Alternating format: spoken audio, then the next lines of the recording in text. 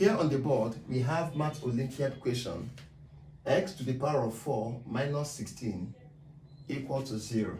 And we are expected to find the value of x. So let's see how we simplify or solve to find the value of x. Here we have x to the power of 4 minus 16 equal to 0. Now this x to the power of 4 can be written as x raised to the power of 2 times 2. Of course, 2 times 2 is 4. Minus this 16 can be written as 2 to the power of 2 times 2.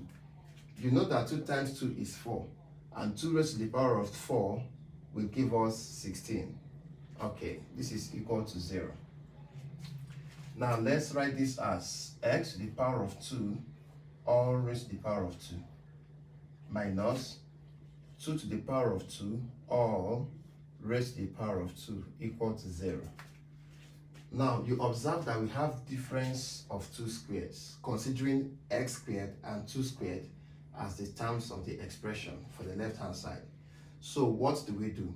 Recall the quadratic formula. When you have difference of 2 squared, x minus y squared equal to 0. To solve this, we have it as x minus y and then x plus y equal to 0. So we are going to be simplifying this using this formula, considering x squared and 2 squared as the terms of the expression. So this gives us x squared minus 2 squared all in one bracket, then x squared plus 2 squared all equal to 0. So we have split these guys into this difference of 2 squares using the formula. So at this point, you see that we can simply equate this to 0 as well as this to 0. So let's quickly do that. X squared minus 2 squared equal to 0. Then we'll have x squared plus 2 squared. Okay, we can write it as 4 equal to 0. Let's solve them differently. Starting with this, we have difference of 2 squares again, x squared and 2 squared. So applying the formula for difference of 2 squares, we'll factorize this. So that will give us x minus 2 into x plus 2, right? Equal to 0. We are coming back to this. So at this point, equate each of them to 0. X minus 2 equal to 0. We also have x plus 2 equal to 0. Now, from here, we take negative 2 to the right-hand side, positive 2 to the right-hand side. That would give us x equals 0 plus 2. You know, negative 2 moves over to become plus 2. And that would give us x equal to 2. Over here, 2 moves over, giving us x equals 0 minus 2. Because it is positive, it becomes negative at the right-hand side. So that gives us x equal to negative 2. So we found 2 factors of this Quartic equation. You know that when it is raised to the power of 4, the solution should be 4 roots. So we have just found 2, positive 2 and negative 2. So x is either positive 2 or negative 2. Let us find other factors of this equation using the other equation, x squared plus 4.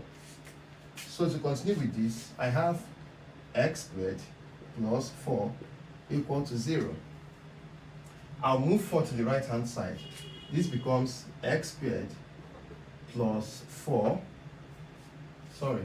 X squared is equal to 4. Moving 4 to the right hand side, that should become negative 4.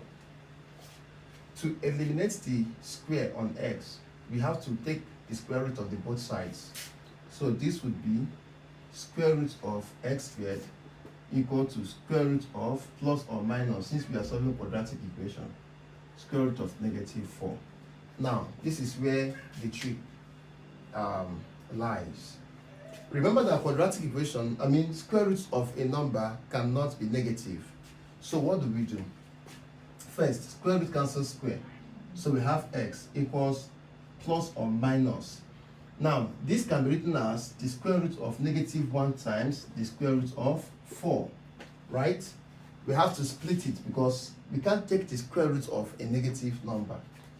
At this point, remember the constant I for a complex number.